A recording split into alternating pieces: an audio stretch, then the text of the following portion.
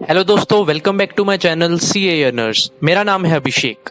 पिछली वीडियो में हमने बात की थी appointment of first auditor and subsequent auditor under section 139 of companies act 2013 की, जिसका लिंक मैंने इस वीडियो की डिस्क्रिप्शन में दे दिया है।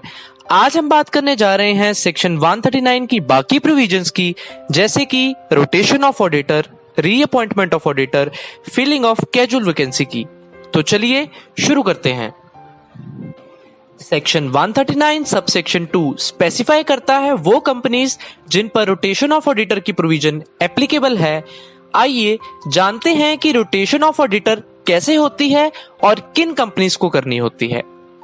दोस्तों, सभी लिस्टेड कंपनीज में, सभी अनलिस्टेड पब्लिक कंपनीज में जिनकी paid up share capital exceed करती है 10 करोड़ और मोर और बोरिंग्स एक्सीड करती हैं 50 करोड़ और मोर, और सभी प्राइवेट कंपनीज में जिनकी paid up share capital exceed करती है 50 करोड़ और मोर और बोरिंग्स एक्सीड करती हैं 50 करोड़ और मोर, ऑडिटर इंडिविजुअल है तो वो अपॉइंट या रीअपॉइंट नहीं हो सकता for more than term of 5 consecutive years.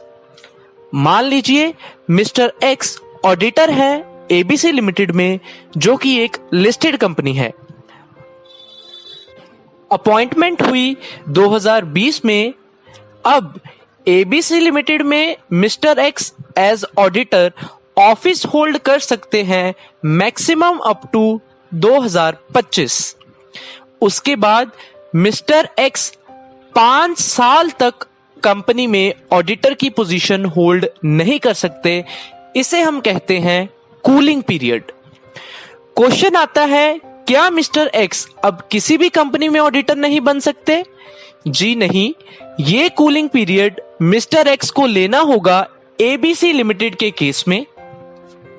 इस पीरियड के दौरान वो किसी और कंपनी में ऑडिटर बन सकते हैं। इसी एग्जाम्पल को कैरी फॉरवर्ड करूं तो अगर मिस्टर एक्स की जगह कोई ऑडिटिंग फर्म से AJ and associates company ABC limited में ऑडिटर है, तो इस फर्म के लिए कूलिंग पीरियड ऑफ 5 इयर्स होगा after 2 terms of 5 consecutive years.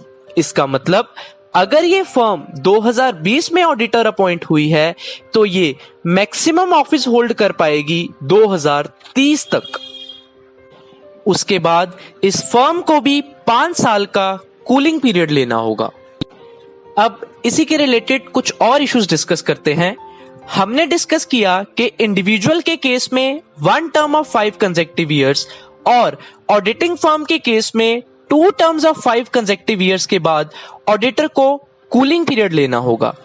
तो क्या इसका मतलब यह है कि इस पीरियड से पहले ऑडिटर रिजाइन नहीं कर सकता, और क्या कंपनी उससे पहले ऑडिटर को रिमूव नहीं कर सकती? सेक्शन 139 सबसेक्शन 2 कहता है कि रोटेशंस की प्रोविजंस प्रेजुडिस नहीं करती right of company to remove the auditor and right of auditor to resign. आसान भाषा में कहूं तो कंपनी स्पेसिफाइड टर्म से पहले ऑडिटर को निकाल भी सकती है और ऑडिटर खुद भी उस कंपनी से रिजाइन कर सकता है। अब बात करते हैं कि 2 ऑडिट फर्म्स हैं, AJ and associates and AH and associates. AJ and associates में पार्टनर हैं mister A and mister J, और एएच एंड एसोसिएट्स में पार्टनर हैं mister A and mister H. Suppose ABC limited में ऑडिटर है AJ and associates, जिन्हें under section 139 subsection 2 अब 5 साल का कूलिंग पीरियड लेना होगा। क्या अब AH and associates ABC limited में ऑडिटर बन सकती है?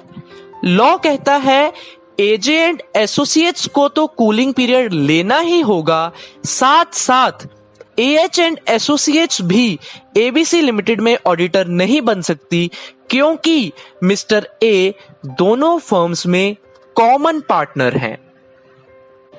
दोस्तों, अब बात करते हैं सेक्शन 139 सबसेक्शन 4 की।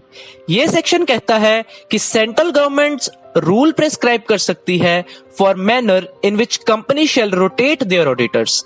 इसके लिए बना rule 6 of companies audit and auditors rules 2014।